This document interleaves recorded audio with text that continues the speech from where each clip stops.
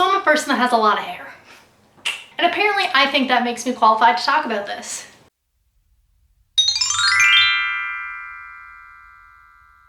Hey guys, welcome back to my channel. My name is Ash and I'm pretty average.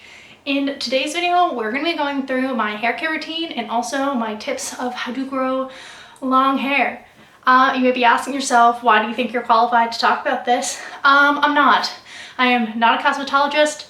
I am not a hairdresser. I just have a lot of hair that requires a lot of work.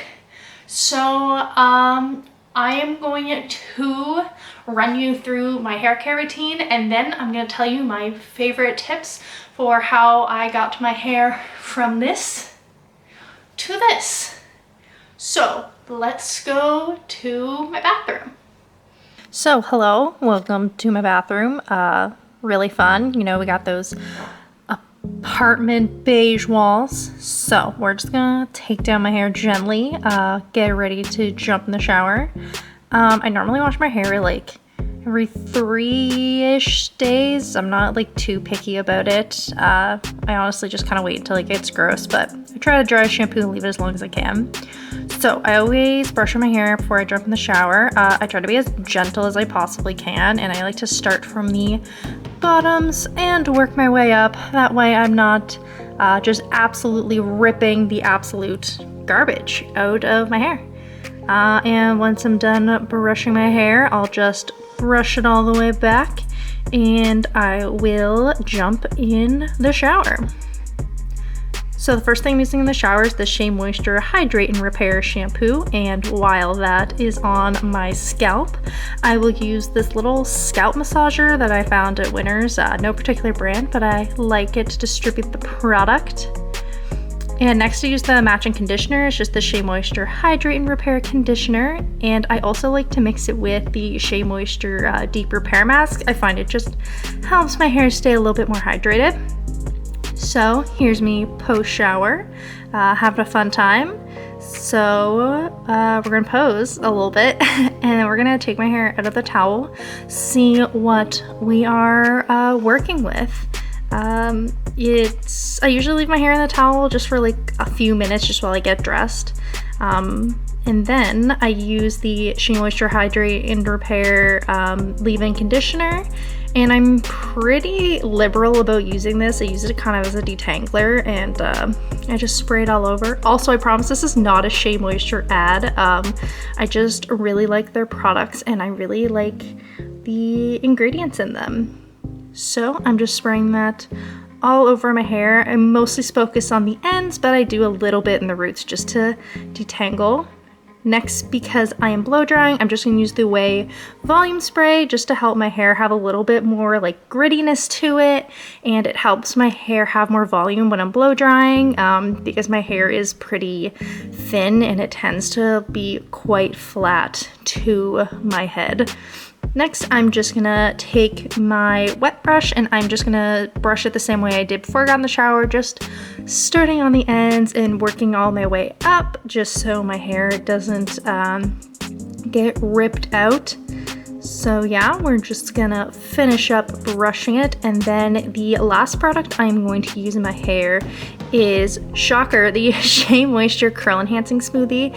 I don't use this to get my hair curly. Sometimes I'll use it to enhance my waves, but I normally will use it just to give my hair a little bit of grittiness so that when I'm styling it, I find it holds a curl better. And I use like so little of it. Like I literally just tap my hand in it because I find if I use too much on my thin hair, it just really weighs it down and it can look greasy.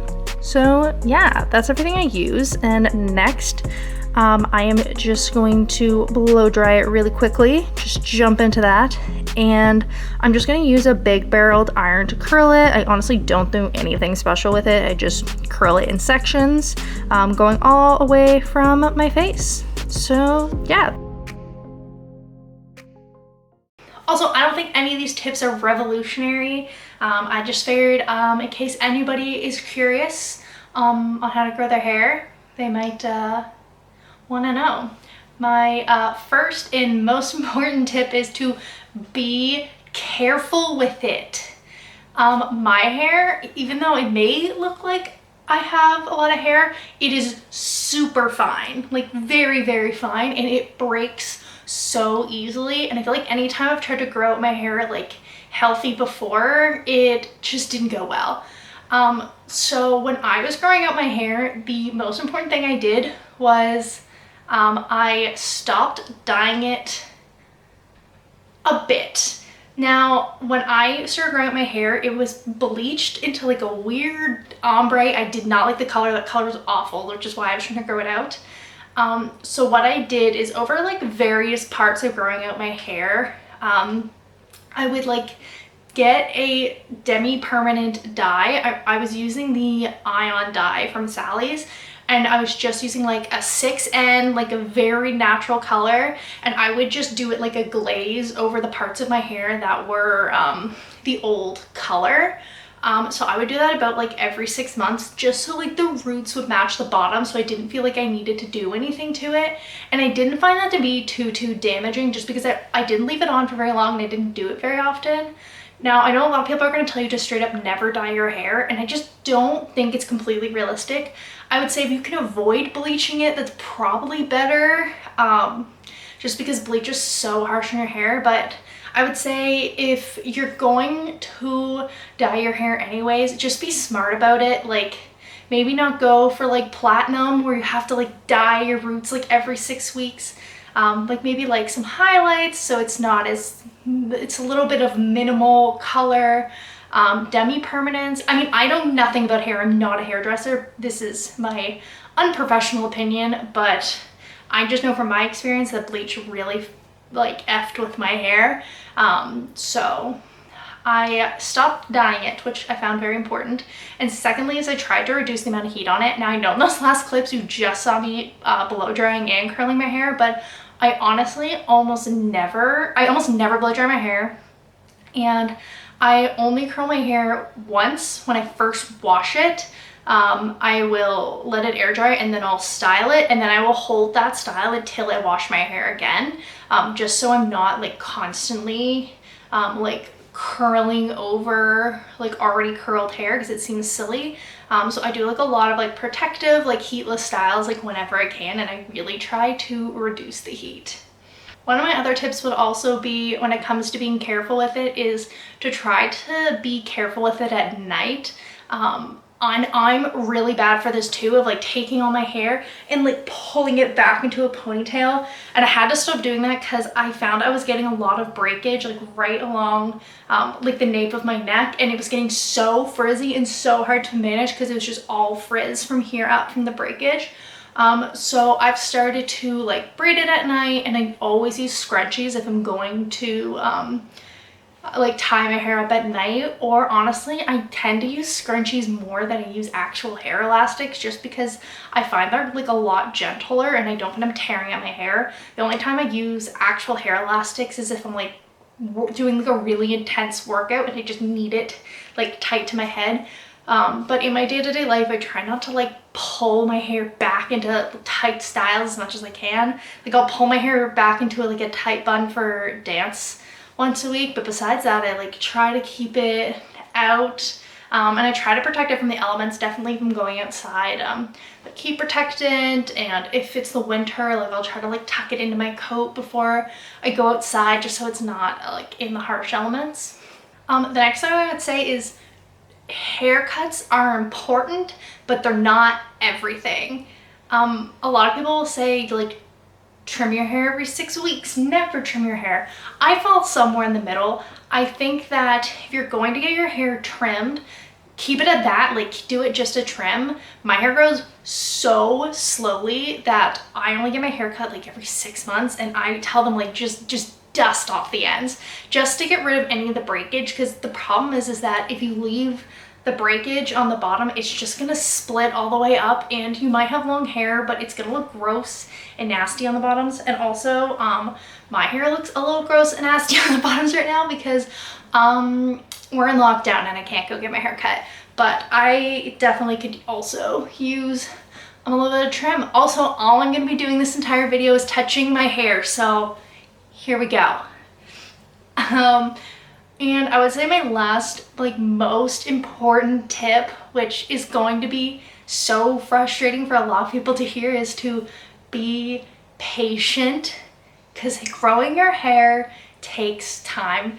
It took me about 4 years to get from like here to here. Like my hair doesn't grow very fast, but just be patient with it. Like your hair is not gonna grow overnight, and it takes time. Like I know a lot of people say you can get your hair to grow faster with pills and masks, and I can't speak for any of those things because I've never tried them, but to me, the only thing that's gonna get your hair to grow is time. It's gonna take time, and the most important thing is while you're waiting to make sure that you keep your hair in the best condition that you can keep it in.